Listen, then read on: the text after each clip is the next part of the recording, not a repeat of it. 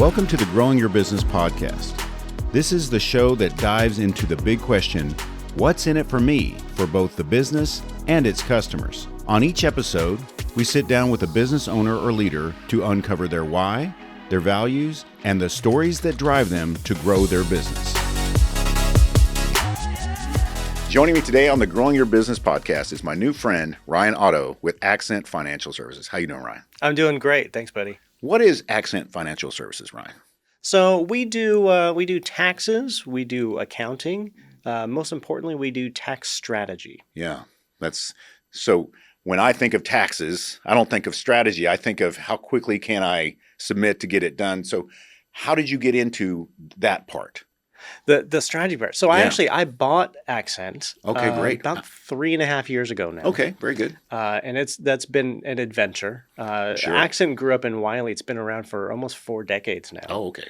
And I bought it 3.5 years ago and took it over, kind of took it off of the farm out in Wiley, brought it over into Allen.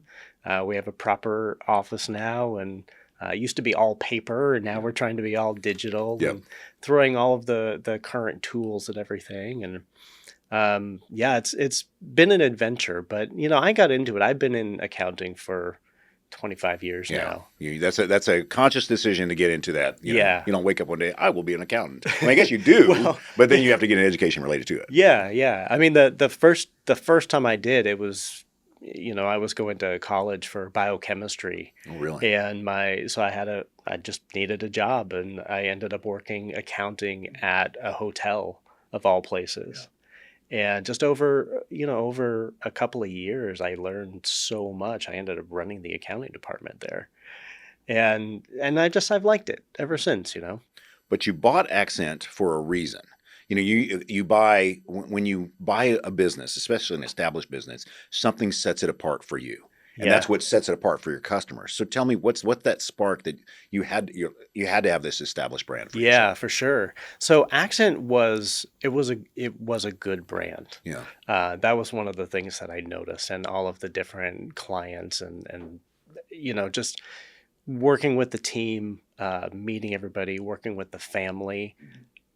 It was a great feeling. Yeah. And to me, I'm like, okay, well, if you're going to take over, one of the things that's tough with accounting is you're working with accountants. Yeah. Yes. And, they tend to not be people. I say they, me too. We tend to not be people. Right. And if we could sit down and just look at the numbers and do the stuff, that's people. great. Yeah.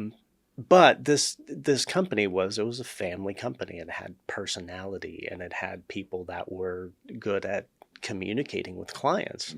Mm-hmm. And I think that really showed, and just the referrals that would come in from people, it was really because of that. And so when I was looking at the company, there was no digital presence. There was no, they didn't have a website. They didn't have a Facebook. They didn't have anything. So there's tons of room for growth. But they were growing so fast already just because of who they were. Yeah. And I really liked that. That was a big thing for me. Quality people, quality relationships. That much time in business means that they had established relationships with so many people. Yeah. Especially when they didn't have a digital presence. That tells you something. Yeah. Being in business that long. Well, so let's talk about, everybody loves a good story. And so I imagine you're accepting new customers. It's maybe not right now. At the time of this recording, everybody, we're right in the middle of April or tax season. Don't call him today, but maybe when you see the show, he'll be ready. But tell me about the customer journey. So let's say that I need what you're offering. I need the strategy. I need numbers people that are people. So for me, I prefer to meet any new client. I like to meet them myself. Yeah. And so we always do an introduction meeting, whether it's in person or if it's on Zoom, because we have clients all across the country. Sure. But, for me, it's just about getting to know what is it that you're looking for and what are the struggles that you're kind of finding with your financial situation. And what's kind of interesting about that is, a lot of times when people are looking for a new person to do their taxes or to do their accounting, they're coming in kind of a vulnerable position. Oh, yeah. Yeah. And being able to, and again, I had a hospitality background, right? So being able to talk to people about their situations and make them comfortable with sharing what it is that they have going on, because the more I know about the situation, the more I can come up with ways to help. Yeah. And that's what so much of it is for me, is how do we figure out how I can help either get you past this thing that you're struggling with, or get you to where it is that you're trying to be in the future. Like, you've got these goals and everything, and you're not quite sure how to get there. Yeah. We've taken on so many clients in the last couple of years that have come to us, and they're just on that edge where they started to have some success. And so their question is, what do I do now? Yeah. And that's the most fun that I have with anybody, is like, okay, now what? Right. Like, what things can I do? What things should I do? Yeah, it really is so much fun. And it's a bummer that more people are not into that, because it's so rewarding to be able to help people with this stuff. Well, I think a big hang up for a lot of people is, even in a family structure, talking about money, talking about finances, especially, you don't know what you don't know, but also you do know that for the most time, you're not budgeting properly. You're not allocating to certain things. And of course, the triage, I guess you could say, is like what's on fire and what's owed. And also, some people have filed with other, had the misfortune of working with other accounting firms before, and things are a mess. And no one likes to be perceived as a mess. So how do you help them overcome walking in, literally just dragging a mess to you? Yeah. For me, it's one step at a time. Right.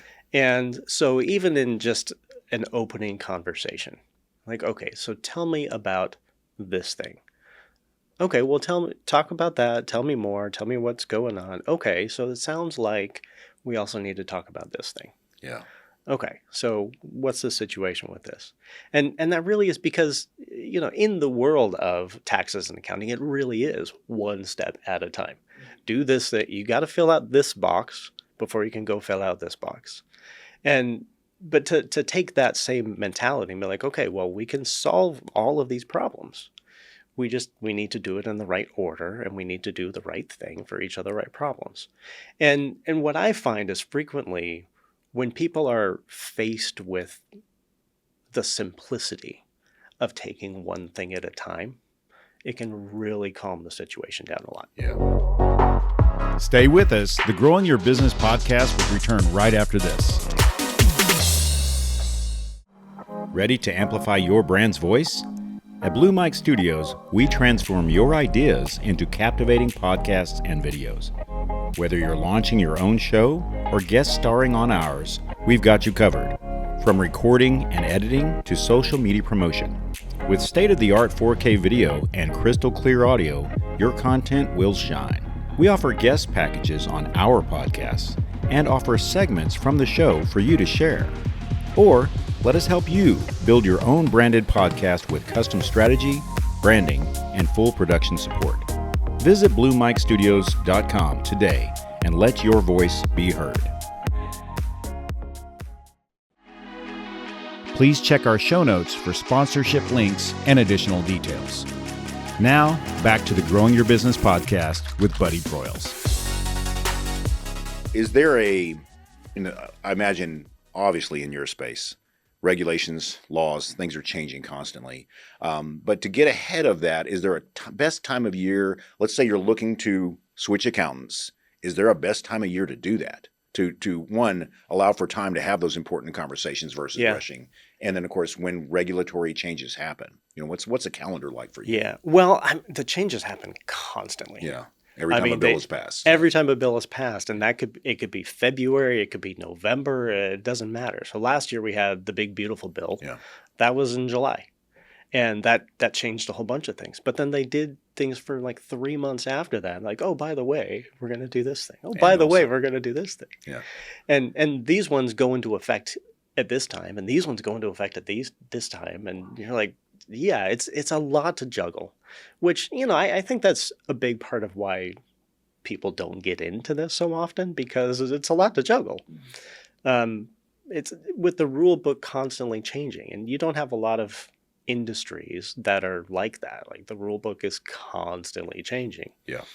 But you know, it's like the old proverb, like the best time to plant a tree was 100 years ago. The second best time is now. It's funny for listeners or people that watch this show. I got to tell you, Ryan, I think I use that every fourth or fifth show. You know, the best time was 20 years ago for a tree. If you want it to bear fruit, Yeah. you know, if you want to eat and enjoy the shade of the tree, good Yeah. point. Yeah, absolutely. I mean, it's, you know, we get a bunch of people when tax season comes around. Sure. And then we'll get a bunch of people who are thinking about things after tax season, and then they're in a different headspace. I'm like, okay, what should I do differently this year? Now that I just survived that, okay, what's the next step? And maybe we should talk about this. So I'll get a bunch of strategy people that show up right after tax season. Yeah. And then right at the end of the year. Yep. When everybody's freaking out, they're like, oh man, so we did this and we did this. I don't know if if I've done all of the right things. Like, what can I do right now? And I'll tell you, the number of meetings I had in December last year was insane. Yeah.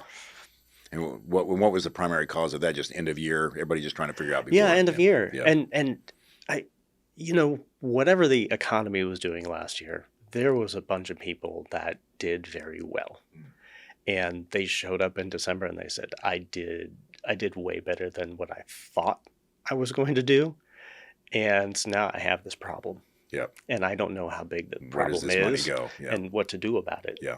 But I know I made a lot of money last year and help. Yeah, help me not pay excessive taxes on my gains, if Yeah. you will. Yeah, interesting. Let's talk about best ways to contact you now that we're talking about talking. Yeah. Yeah. So my website is You're all digital, so you got lots of opportunity It's out there. pretty well built out. Okay. So you can find all kinds of stuff about us there. And there's booking information for an introductory call, in person or remote or however that. Excellent. Yeah. So like I said, everybody, just scroll down to the show notes on any platform, and whatever Ryan has given me is going to be there. Yeah. Since you're digital, I ask a lot of people who come on the show, is AI impacting your business and how? So AI is impacting the industry. Yeah. For sure. What AI is now capable of has grown. We started using ChatGPT a year and a half ago. Yeah.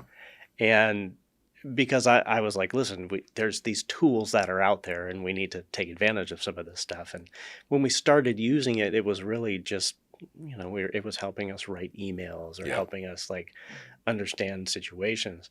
And how much it's grown over the last year and a half is absolutely insane.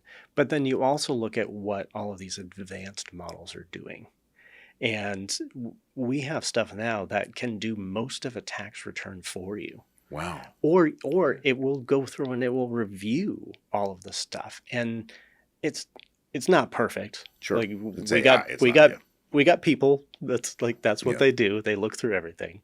But it is amazing how far it's come. And with all these different AI models, like they've had to do the CPA exam. They've had to do bar exams. They've had it done, medical board exams for medical stuff. Yeah. And it can do it all. And it does it so fast Right. that it can't help but to change the world and to change the industry. What are your do's and don'ts, though? Like, as in, obviously, and this is important. This next part, especially, listen to what Ryan says, because I would assume what I don't want to do is throw my entire financial existence, like copy and paste, into ChatGPT. So, talk about do's and don'ts in a preparedness standpoint. Like, your scheduled meeting with Ryan. How can they leverage these AI tools to their benefit to make your time better together? Yeah. Well, so, the thing about the strategy is the more information that you have, the more tools we can play with. Great.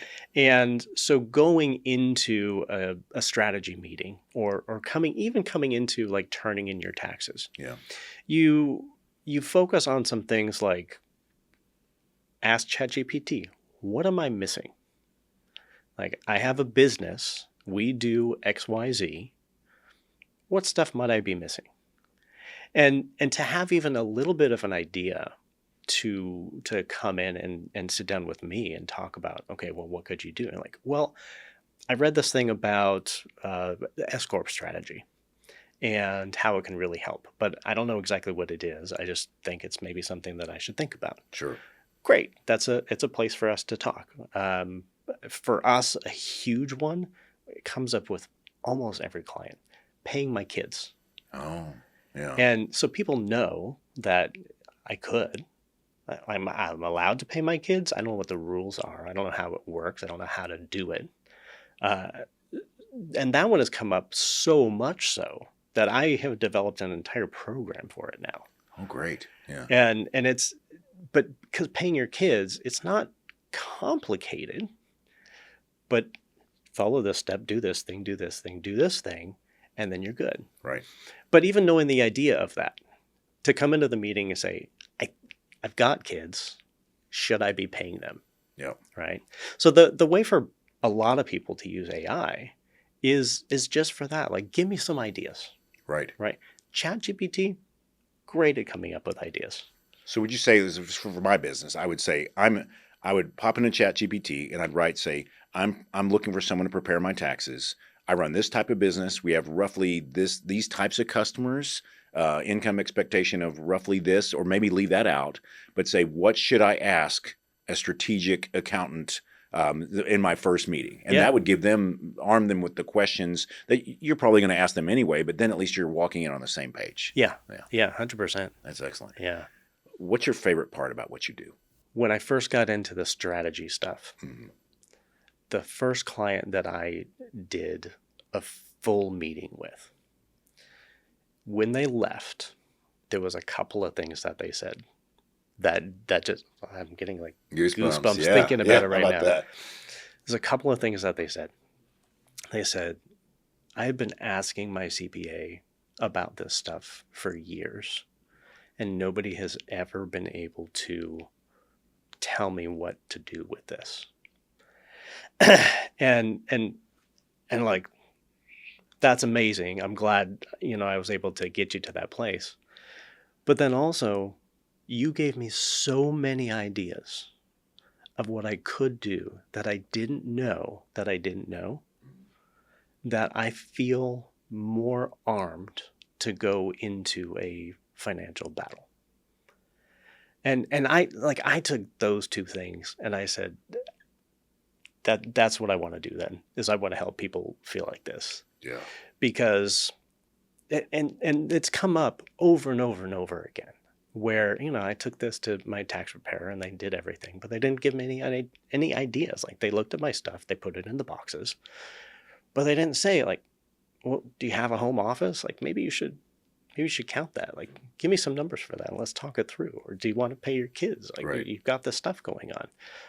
Are you depreciating all of your assets in the right way? Like, there's so many pieces that you can find something for everybody. But for some people, you find so many things that they walk out just with their mind blown. Yeah. And that's really cool. That is really cool. Who would you say right now you're looking for?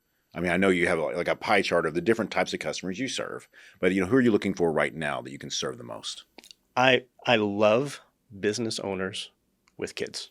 There you go. You can help them the most right now. I love it. Yeah. I can 100% help them, and not only help them build the stuff that they're doing right now, but build for the next generation.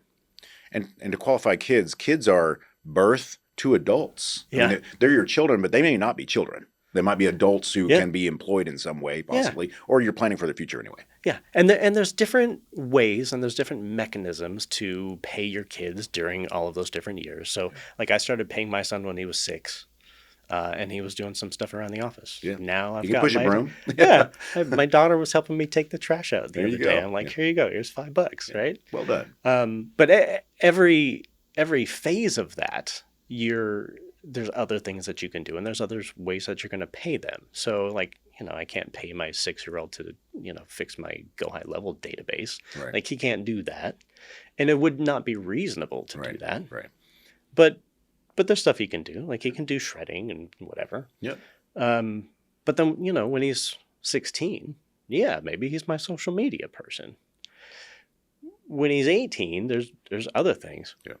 When he's 19, that doesn't mean he has to stop working for me. Right. I'm just going to pay him different for doing different things. Right. But you're going to do that kind of all along the way. And so it's just, paying your kids it's an exercise in reasonableness. Mm-hmm. Like just make sure, like, are you paying the right money for doing the right thing that they're capable of doing and is actually helping your business? Like, would you pay somebody off the street to do this? If you would, there you go. Yeah, fair. Excellent. Well, but parting thoughts, Ryan. I had a great conversation with you. I enjoy what you do and your time in the industry, plus that you're running a brand that is very established. What final thoughts for people that are listening and thinking, what they don't know and how they should get some time with you? Yeah. So our big push this year is the strategy stuff. We call it tacksmithing.